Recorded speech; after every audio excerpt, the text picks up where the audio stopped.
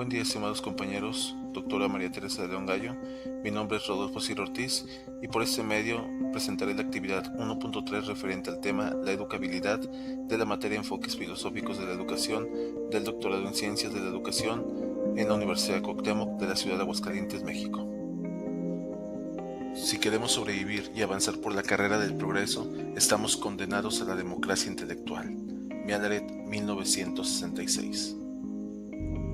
Hablar de educación implica abordar una serie de cuestiones íntimamente relacionadas y conformadoras por el proceso, tales como la posibilidad, la necesidad, las condiciones y los límites del proceso educativo. A estos y a otras cuestiones hablaremos en ese tema. La educación necesita de la acción de dos elementos, uno con capacidad de influenciar y el otro con la capacidad de ser influenciado.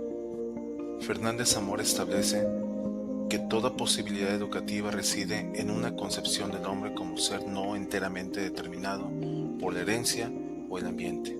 Admitir la no determinación total implica que se acepte su libertad y por tanto que sea susceptible de transformarse. A esta posibilidad de transformación es lo que en filosofía de la educación se le conoce como la educabilidad. La educabilidad es un modo esencial del hombre que le hace capaz del perfeccionamiento y consecuentemente llega a ser lo que es.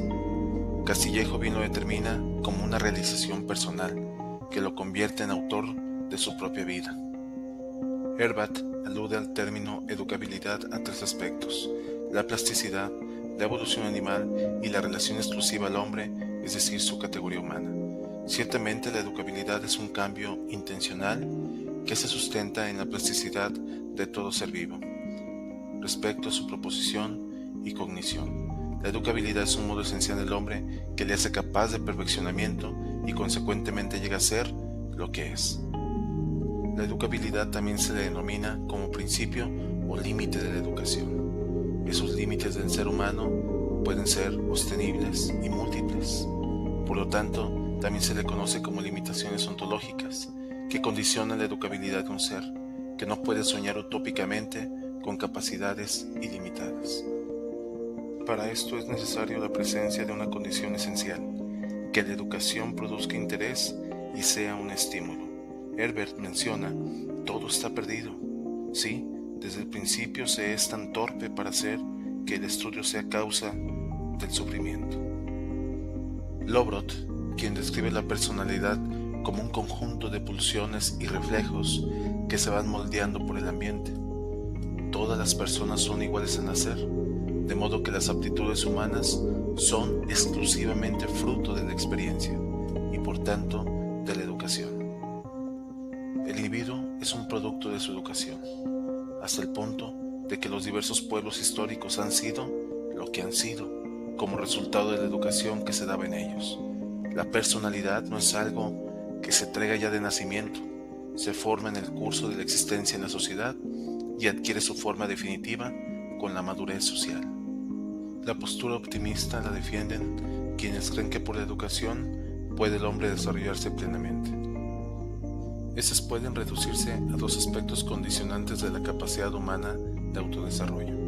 Una radica en la misma naturaleza del hombre y la otra en la naturaleza de la intervención educativa.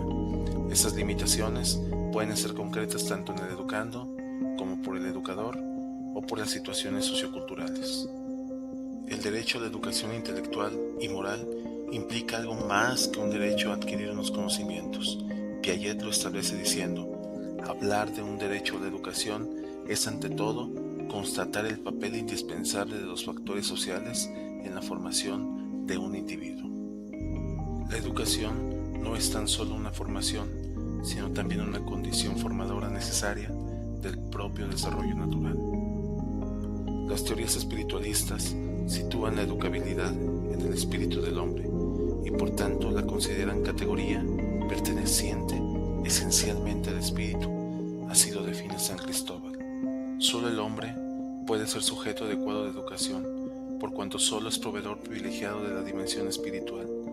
Fermoso dice que el espíritu es la explicación suprema de la educabilidad, porque para ser educado es condición primordial, ni estar preparado ni determinado de antemano. Solo el hombre es educable, porque solo el hombre es portador del espíritu y de las características a él asignados, inteligencia y libertad. El hombre no es naturaleza pura, ni tampoco puro espíritu, sino que participa de ambos modos de ser, hombre, espíritu, naturaleza.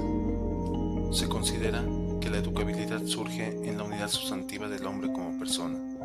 La educabilidad aparece insertada en las posibilidades de todo ser humano como persona, fuerza de vida y valores del espíritu. Afirmar pues que el hombre por la educación llega a ser una persona implica decir que el hombre no educado corre el riesgo de no serlo. Prácticamente ese planteamiento deja fuera de lugar la educabilidad del hombre. El hombre es persona, hecha y constituida, aunque no le haya venido aún la educación, pero el hombre es un ser esencialmente abierto, porque es y puede ser, y es precisamente en este poder ser donde se localiza la educabilidad.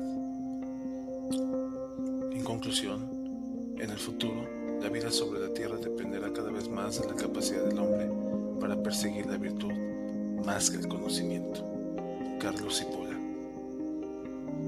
Antes de considerar la reflexión sobre las actividades que realizamos en las universidades, en las áreas de la docencia, investigación y más, es importante centrarnos cuál es la concepción de la educación implícita en el ser humano, para que con ello podamos atender los posibles resultados que se producen en los procesos educativos al interior de las instituciones, que actualmente su base son las competencias.